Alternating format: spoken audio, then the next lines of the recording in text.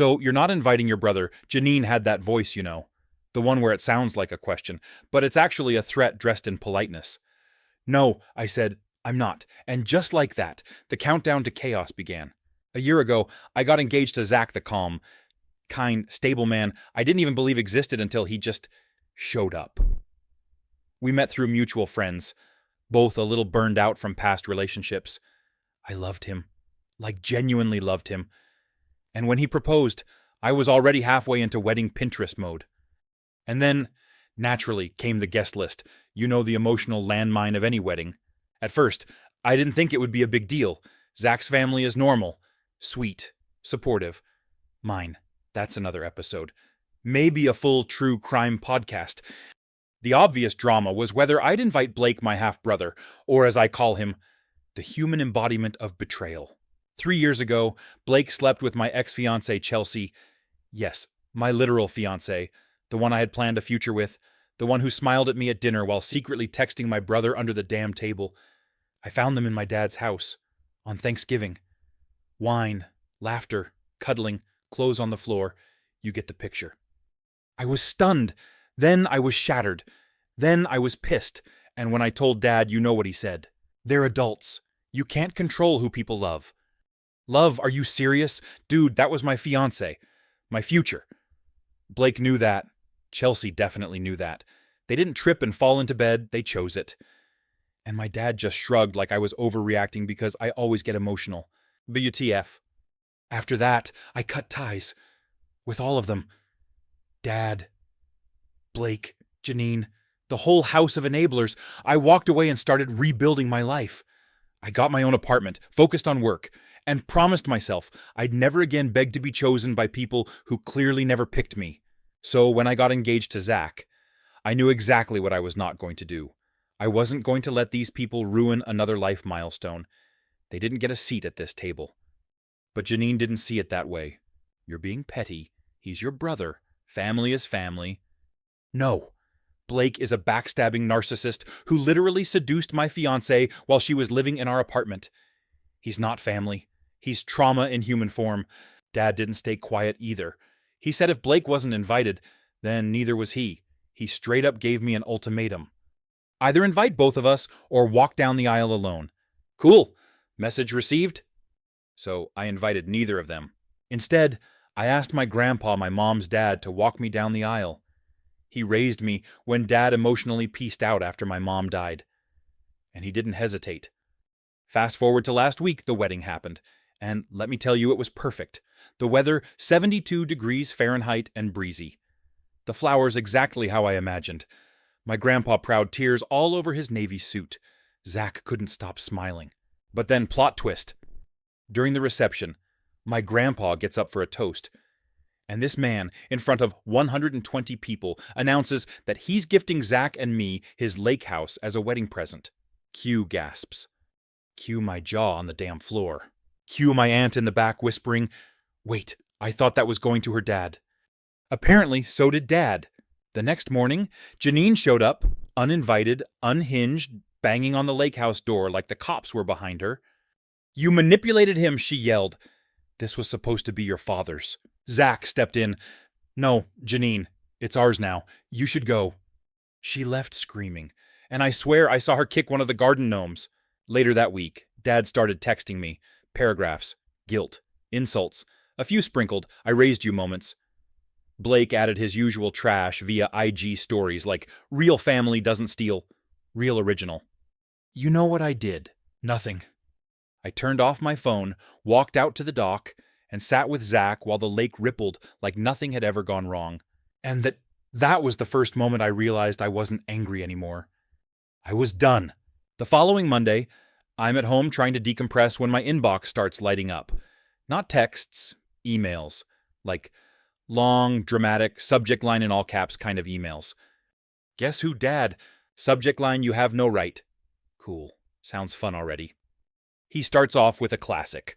"I don't know what you think you've accomplished by cutting us out of your wedding." Okay, first of all, I got married. That's what I accomplished. To a man who didn't cheat on me or emotionally neglect me for 25 years. Not sure how that's confusing. Then he dives into his favorite hobby, guilt tripping. I've done everything for you. I gave you food, clothes, shelter, and this is how you repay me. Bro, you hired a nanny because you couldn't even look at me without seeing your dead wife. I was raised by the housekeeper in cartoons. Let's not act like this was Little House on the Prairie. Also, it wasn't like a sorry if I hurt you kind of vibe. It was full on, you're a manipulative brat who stole my inheritance type rage. Apparently, Grandpa giving me the lake house was some unforgivable betrayal. Because according to Dad, it was always supposed to go to him, and now you've brainwashed an old man into rewriting his will. Brainwashed, really. My grandpa is a retired criminal defense lawyer. Man survived 2 strokes, 5 decades of courtroom brawls, and Janine's cranberry cleanse obsession. He is not easily manipulated. Midweek, I get a DM from my cousin Sarah Dad's niece. Super sweet girl, only shows up at family events to eat snacks and make memes. She sends me a screenshot. Blake posted a picture of the lake house with the caption, "Guess blood doesn't mean anything to some people." I laughed out loud. The irony of this man, who literally banged my ex, talking about loyalty, I mean. Come on. The internet's gonna implode from the hypocrisy. And then, a twist. Sarah texts again. BTW, you might want to talk to Grandpa. Something's up. That Thursday, I drive out to the lake. Grandpa's waiting with his ridiculous straw hat and a fresh pitcher of lemonade. He always knows when I'm going to show up. He's got some sixth sense for family drama. He looks at me, dead serious. They're threatening to sue me. I blink. Sue you for what? Loving your granddaughter too much. He hands me a letter. It's from Dad's lawyer friend, not even a real lawsuit, just some sloppy cease and desist, with words like mental manipulation, undue influence, and revoke gift of real property. So basically, they're trying to force Grandpa to take back the house and give it to Dad, claiming he was coerced into giving it to me. What the actual hell? I'm sitting there, seeing red. Grandpa just shrugs and says, "Let them come. I've got receipts." And oh, he does. Grandpa pulls out a folder thicker than a Sunday paper. Bank statements, emails, legal declarations, even notarized letters from his financial advisor, all time-stamped, all filed, all pointing to one thing: he made the decision completely on his own. But here's where it gets juicy. He shows me one more document, a revised will, dated 6 months before the wedding. Blake and Dad completely cut out. Janine never mentioned. I'm speechless. Grandpa, are you sure? He just smiles. They've had 30 years to treat you right. They didn't. You earned this. I swear I almost cried that night. I'm back home with Zach. I tell him everything. The fake legal threats, the documents, the will, the fact that Janine is probably at home cursing my name in her gratitude journal. Zach, bless him, just nods and says, "So, we're not giving it back, right?" I could have married him all over again. The next morning, Janine calls. I don't pick up. She leaves a voicemail that starts with, "You ungrateful little," and ends with some nonsense about karma and how this will all come full circle. Ma'am, you literally enabled your stepson to sleep with my fiancé, and now you're quoting Eat. Pray. Love at me. Miss me with that. And then karma arrives, just not how I expected. 2 weeks later, I get another call. This time from Sarah again. She's whispering like she's in a spy movie. You didn't hear it from me. But there's a federal investigation into Janine's military pension. Something about double dipping under Blake's name. Wait, what? Apparently, someone reported suspicious payments being claimed under 2 social security numbers, one of which was Blake's. Janine might have been funneling funds into some sketchy account while Blake was unemployed and finding himself... Honestly, I wasn't even shocked. It tracked... You treat people like garbage long enough. You start thinking rules don't apply to you. Now the whole house of cards is shaking. Dad's scrambling, trying to distance himself. Blake deleted half his socials. Janine's gone radio silent. And suddenly, all those family values they kept preaching disappeared like Blake's last paycheck. Meanwhile, Zach and I are at the lake house. We grill at night, watch sunsets, play cards on the porch. No yelling, no guilt, no emotionally manipulative phone calls. Just peace. Last night, Grandpa came over. We had bourbon and played chess. Badly. He looked at me and said, "You know, sometimes revenge is just living exactly the life they tried to keep from you. And damn if that didn't hit me in the chest. I don't need Blake to apologize. I don't need Janine to like me. And I sure as hell don't need my father's approval anymore. They made their choices. I made mine. And this time, I chose me. 2 days later, I finally texted Dad back. Not because I wanted to talk. Honestly, I didn't. But the voicemails kept piling up. And some part of me, probably the part that still remembered asking him to braid my hair in second grade and getting told to ask the nanny, just wanted closure. Or maybe I just wanted to look him in the eye and ask why. I said, "If you want to talk, do it face to face, one time. That's it." He replied within 10 minutes. "Come by Thursday." Thursday afternoon. I pull up to the house I grew up in. That beige vinyl-sided shell of memories I never wanted. Everything looks the same, except smaller. Funny how that works. Dad opens the door. He's lost weight since his surgery, his face sunken in ways that make me pause for a second. But then he says, "So, you done playing games?" And just like that, any moment of softness I had evaporates. I walk in. The air still smells like lemon-scented Clorox and repressed rage. Janine isn't there, thank God. It's just him and me. We sit. No hugs. No how are you. Just two emotionally constipated humans locked in decades of unresolved shit. He starts, "You blindsided me with that wedding.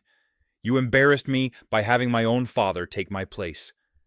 You let him give you that house, knowing damn well it should have been mine." I'm quiet for a second. Then I say, "Okay, but do you want to talk about what you did, or just keep pretending I'm the villain?" He huffs. "I didn't sleep with your ex." "No," I say. "You just defended the person who did.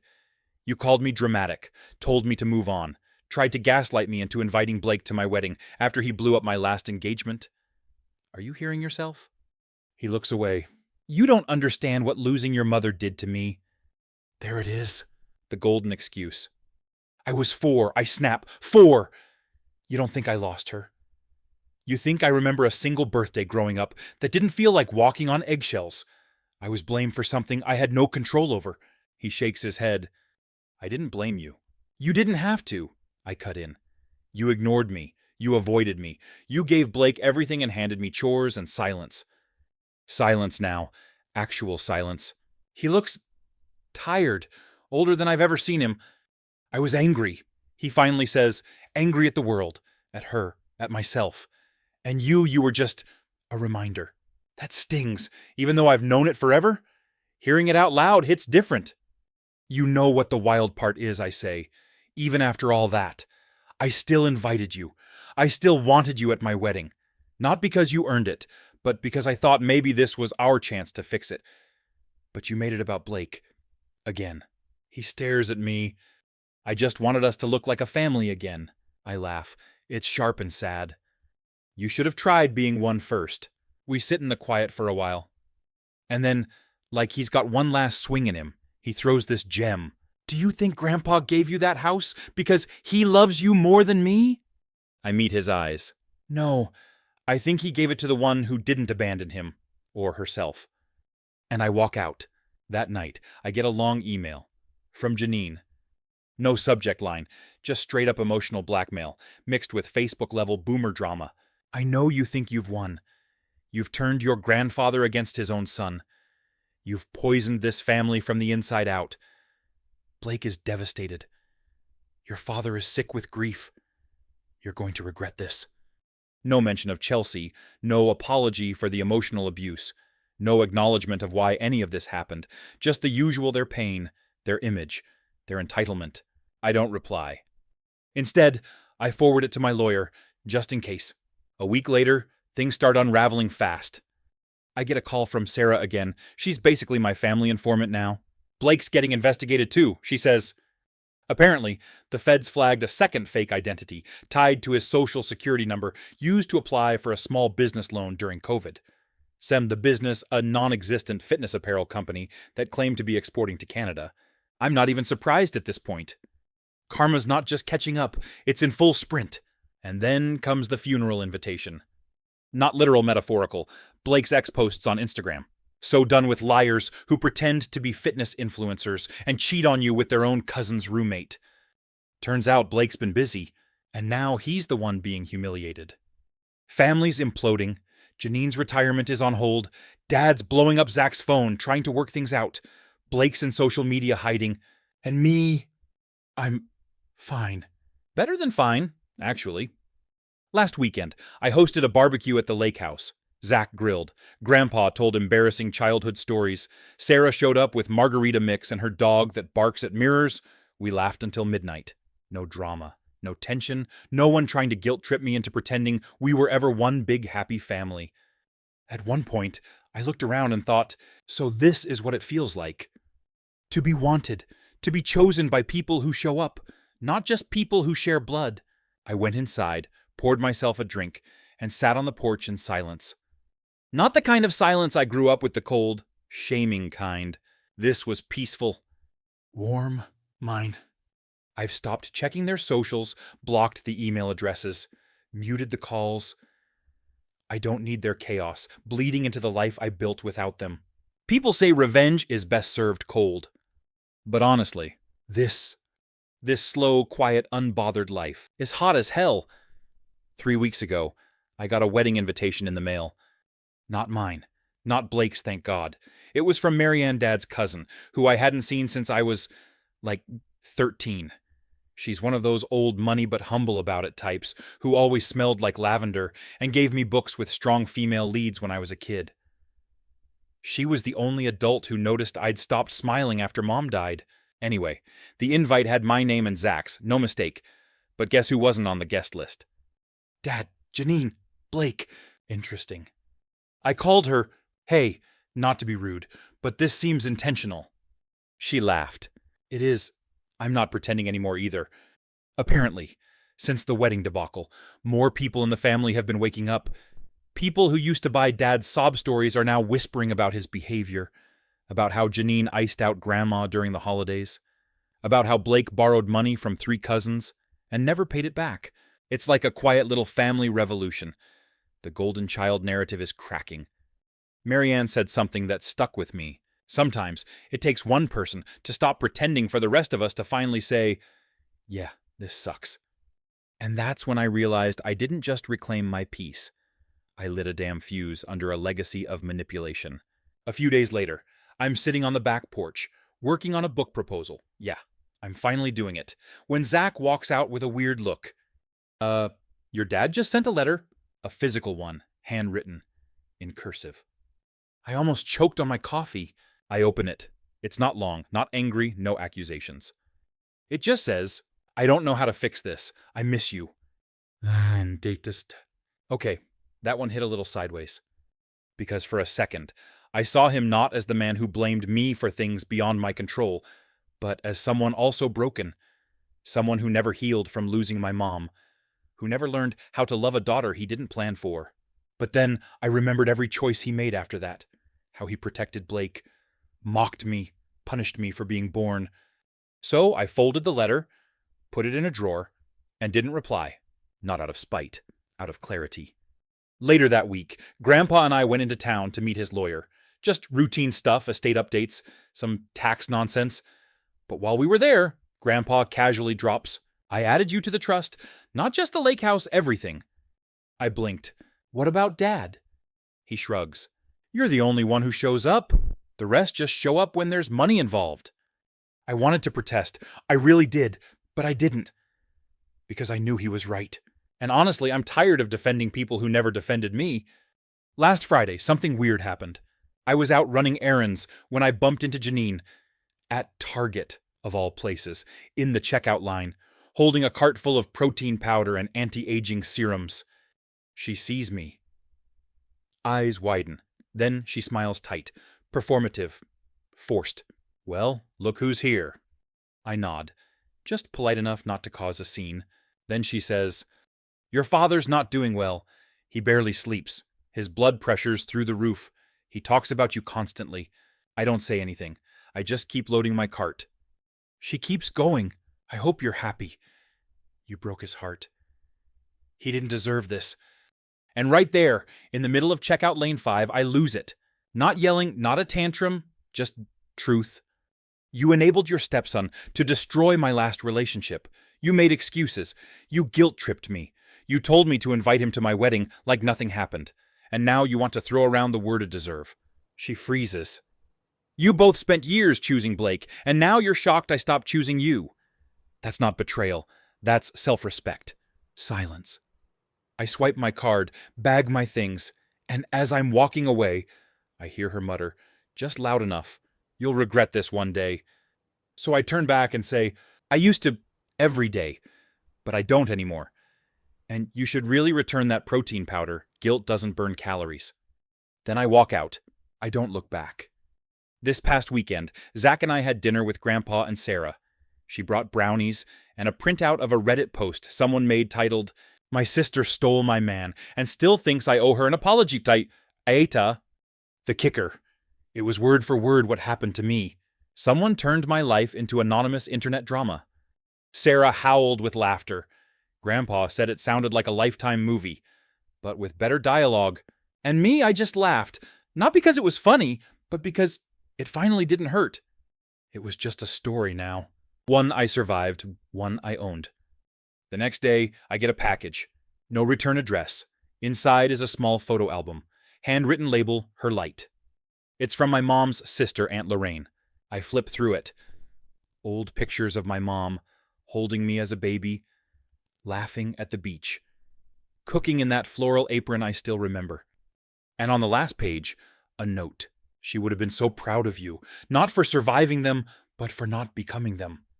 Yeah, I cried, for real this time, because for the first time in a long time, I didn't feel cursed, I didn't feel guilty, I didn't feel like I had to justify my existence. I just felt loved. Sometimes I still wonder what it could have been like. If Dad had tried harder. If Janine hadn't turned everything into a power play. If Blake had just been a brother instead of a snake in sneakers. But then I look at what I have now. A partner who sees me, a grandfather who chose me, friends who turned into family, and a lake house full of second chances. I don't need a perfect past. I have a beautiful present. And that's more than I ever thought I'd get.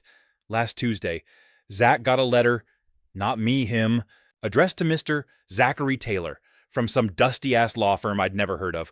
We opened it together, thinking it was a credit offer or some scammy home improvement ad. Nope. Inside was a formal notice. Intent to contest property transfer? Translation: My dad is officially trying to fight the lake house gift in court. Not by suing Grandpa, oh no, that didn't work. Now he's coming for Zach. I was stunned. Like, are we seriously doing this? You're not even brave enough to come for me directly, so now you're dragging my husband into this. WGF. I called my lawyer immediately. She read the letter and said, "It's paper thin, but still aggressive." Apparently, they were trying to claim that Grandpa only transferred the deed to avoid paying estate tax, which is a wild stretch, considering everything was properly documented and filed months before the wedding. It's nonsense, but it's noisy nonsense. Expensive, stressful, designed to scare us, and it's working a little. I spent the whole day feeling shaky, angry, pissed. Really. Zach tried to play it cool, but I could tell it rattled him too. Not because he thought we'd lose, but because we were supposed to be done with this. That night, I sat on the porch and stared out at the lake. The water was still, glowing in that dusky, burnt orange way only summer can pull off. I thought about Mom. I don't know if it's weird, I never really knew her. But in moments like that, I feel her, like if I breathed a little deeper, I'd hear her voice. You're allowed to fight for peace, even if it's messy. So I wiped my face, stood up, and made a decision. The next day, I called Grandpa. I'm done being nice. I told him, this ends now. He was quiet for a beat. Good, he said. About damn time. We called the lawyer, told her to counter, fully, formally, with teeth. Then I told her I wanted to press charges if they kept harassing Zach, defamation, emotional distress, whatever applied. I didn't care about the money. I wanted them to feel the pressure for once. Then I did something I hadn't done in years. I posted, publicly, on Facebook. Yeah, I know. Boomerville. But trust me, they would see it there. Here's what I wrote. For anyone confused about recent rumors or legal letters being sent to my husband regarding property that was legally and lovingly gifted to us, we're fine. The house is ours. The people trying to take it are the same ones who ignored me, blamed me, and abandoned me, and now they're mad I turned out okay without them. I won't name names, because they're not worth it. But I will say this, if you stand by people who hurt others and then cry family when it's convenient, I don't want you in my life. And I definitely don't want you at my table. Posted, logged out, left it alone. Let the storm come. Within hours, it started. Sarah texted me. Girl, Facebook is on fire. People were commenting, DMing, some with support, others doing the classic, but maybe you could just talk it out energy. Nah, that ship sank when they dragged my husband into this. The next morning, I got a call, unknown number. I answered. It was Blake. You didn't have to put all that online. His voice was all fake calm, like he wasn't sitting there shaking with rage. I laughed. You didn't have to sleep with my fiancé, but we're past that now. Right. Silence. Look, he said, Dad's sick. He's not thinking straight. You could end this. I swear I almost choked on my cereal. You mean he could end this? Right now, he could drop the claim, stop the smear campaign, stop trying to pretend like he didn't emotionally abandon his own daughter. More silence. Then he snapped, You think you're better than us now? I didn't yell. I didn't flinch. I just said, No, I know I am. And I hung up. That Friday, we had our first court meeting. Just a pre-hearing to schedule discovery. Dad didn't even show, just his lawyer. And get this, the lawyer apologized to us after the hearing. I didn't know the full background, she said quietly. I wanted to say, You mean you didn't bother Googling the family you're trying to tear apart?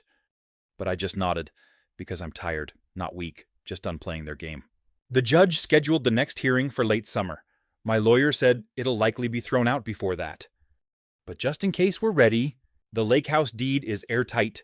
Witnesses, timestamps, notarizations, hell. Grandpa even included a video will that we didn't know existed, in case they tried to claim he was coerced. I watched it.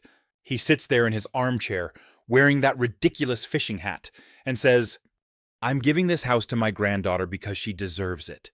Not just for being good to me, but for surviving a family that didn't deserve her. I cried so hard I had to pause 3 times. That video is now backed up on 6 devices, a hard drive, and the cloud. Let them come. Yesterday, Zach and I took the kayak out on the lake. He said, I wish I could fix this for you. And I looked at him and said, You already did. You stayed. It's wild how simple that is. The staying, the showing up, the choosing. Not because he had to, not because we're related, just because he wanted to. And that's what none of them ever understood. Dad, Janine, Blake, they only love through leverage, strings, guilt, performative affection, conditional crumbs. But love isn't a contract. It's not inherited. It's not owed. And if it's real, you shouldn't have to bleed to keep it. I don't know how the lawsuit ends. Honestly, doesn't matter. Even if by some absurd twist they claw something back, I'm not losing because I've already won. I have peace. I have people. And I've got a story that no longer owns me. I'm not bitter. I'm not even angry anymore. I'm just free. And damn, that's worth everything they tried to take.